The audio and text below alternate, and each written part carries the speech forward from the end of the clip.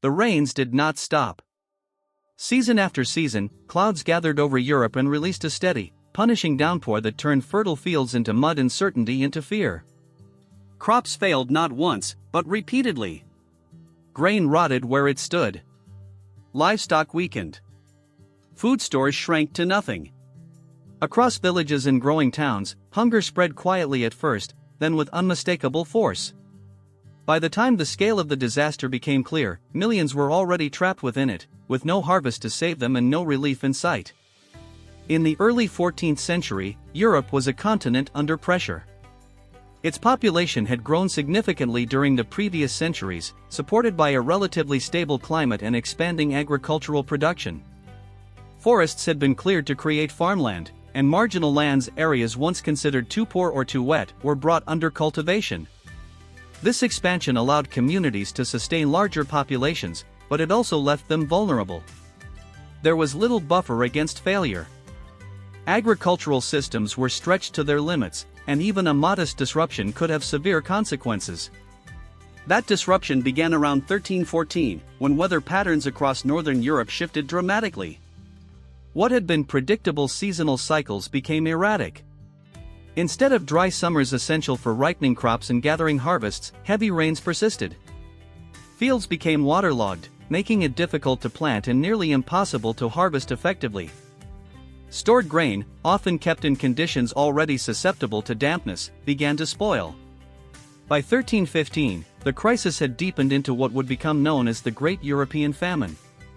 The rains continued through spring and summer, destroying successive harvests. Grain yields fell sharply. In some regions, production dropped by more than half. Prices rose quickly as supply dwindled.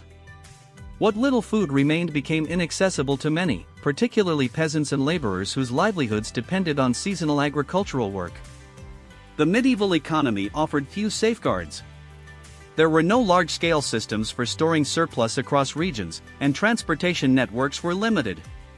When local harvests failed, communities could not easily rely on distant supplies. Trade existed, but it was not sufficient to offset widespread shortages across multiple regions simultaneously. As a result, scarcity became a shared experience across much of northern Europe, including parts of modern-day France, England, the Low Countries, Germany, and Scandinavia. Livestock suffered alongside crops. Continuous rain reduced the availability of pasture, and fodder supplies dwindled. Animals weakened and became more susceptible to disease. Mortality among cattle and sheep increased, further reducing access to food sources such as meat and dairy.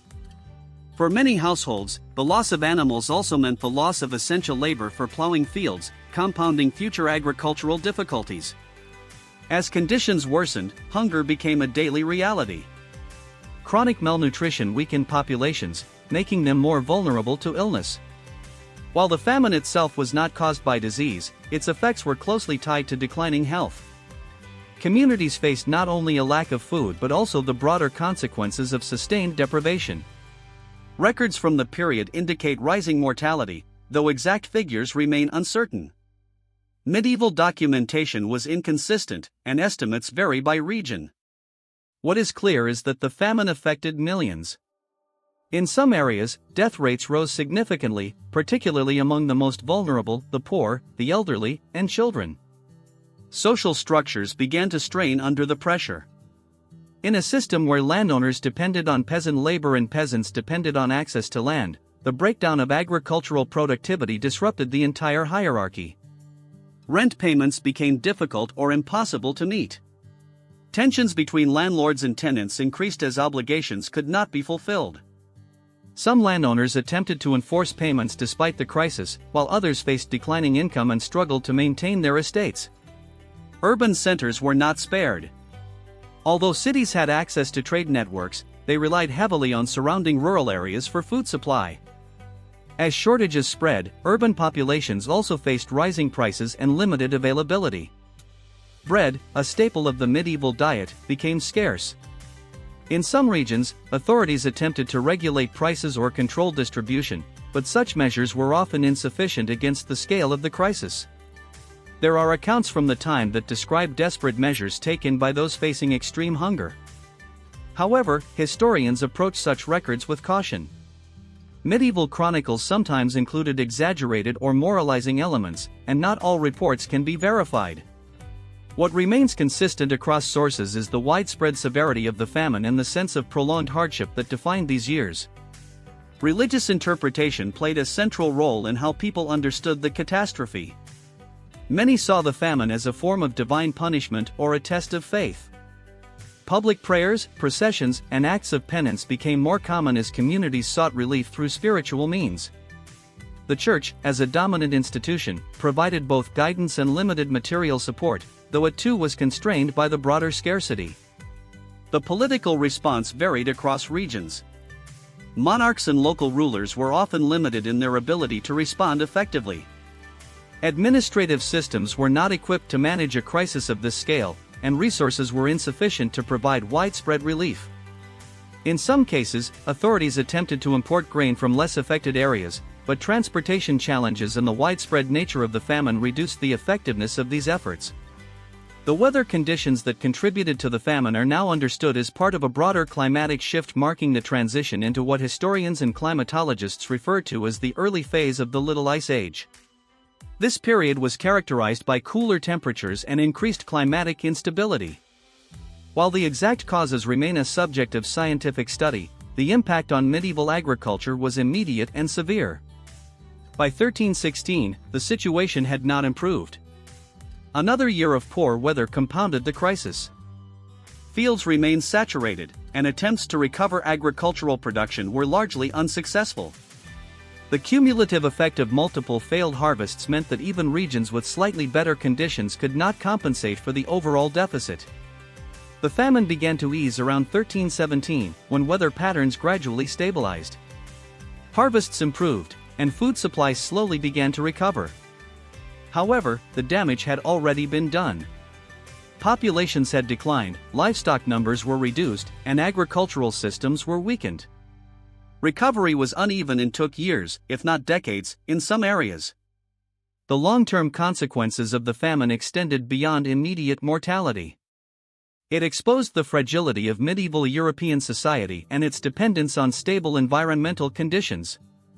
Agricultural practices that had pushed into marginal lands were reconsidered, though not always immediately abandoned. The experience also influenced future responses to crisis, shaping how communities and authorities approached food security and resource management. In economic terms, the famine contributed to shifts that would continue to unfold throughout the 14th century. Labor shortages in some regions began to alter the balance between landowners and workers. While these changes became more pronounced later, particularly after subsequent crises such as the Black Death, the famine marked an early disruption in established patterns. Culturally and psychologically, the famine left a lasting imprint. It challenged assumptions about stability and abundance that had developed during previous centuries of growth. The memory of widespread hunger and uncertainty influenced how communities viewed risk and resilience. It also reinforced the importance of local resource management, even within a broader feudal system. Modern historical analysis continues to examine the famine through multiple lenses, including climate science, economic history, and social structure.